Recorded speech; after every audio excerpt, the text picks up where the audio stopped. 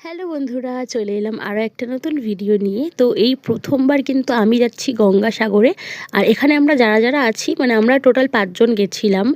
সবারই কিন্তু এটা ফার্স্ট টাইম। যাই হোক, বেরিয়েই প্রথমে কিন্তু একটু চা খেয়ে নিলাম। আর বাবলুদাকে দেখো পুরো একদম প্যাক হয়ে গেছে।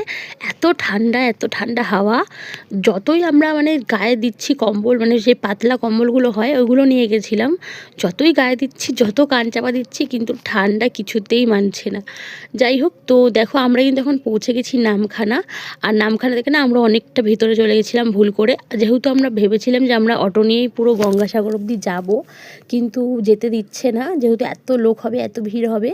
তো তার আগেই অটোটাকে মানে নামখানায় পার্কিং করে আমাদেরকে কিন্তু ওই বোটে করে পার হতে হবে।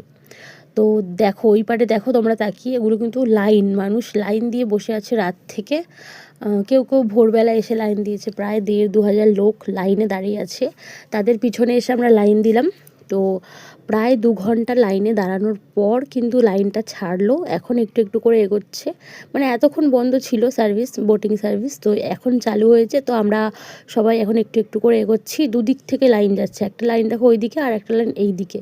আর আমি তো ফার্স্ট টাইম এলাম, পুরো দেখে অবাক আমি যে এত লোক যায়। আর মানে অনেক জায়গা থেকে লোক আসে, ইউপি, বিহার, তারপর ঝাড়খণ্ড, তারপর রাজস্থান, মানে নানান জায়গা থেকে লোকজন আসে। তো আর এখানে না আমি দেখলাম যে নন বেঙ্গলি বেশি, বেঙ্গলিও আছে খুব কম। যাই হোক, তো এখন চলো আমরা বোটে উঠে যাচ্ছি।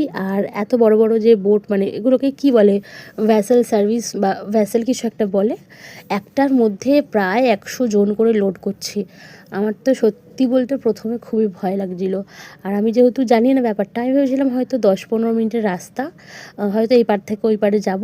কিন্তু আমি পরে জানতে পারলাম ভ্যাসেলে করে প্রায় 1.5 ঘন্টা যেতে হবে। আর যা ঠান্ডা হাওয়া নদীতে, কি বলবো, খুবই কষ্ট হয়েছে ঠান্ডাতে। আর আমরা তো, যাই হোক, অনেক এক্সপিরিয়েন্স হয়েছে, সবই তোমাদের সাথে শেয়ার করব পরের ভিডিওতে। একটা ভিডিওতে তো অত কিছু শেয়ার করতে পারবো না। আমাদের তো সেই দিনই রিটার্ন করার কথা ছিল, কিন্তু এত কিছু হয়েছে যে আমরা সেদিন রিটার্ন করতে পারিনি।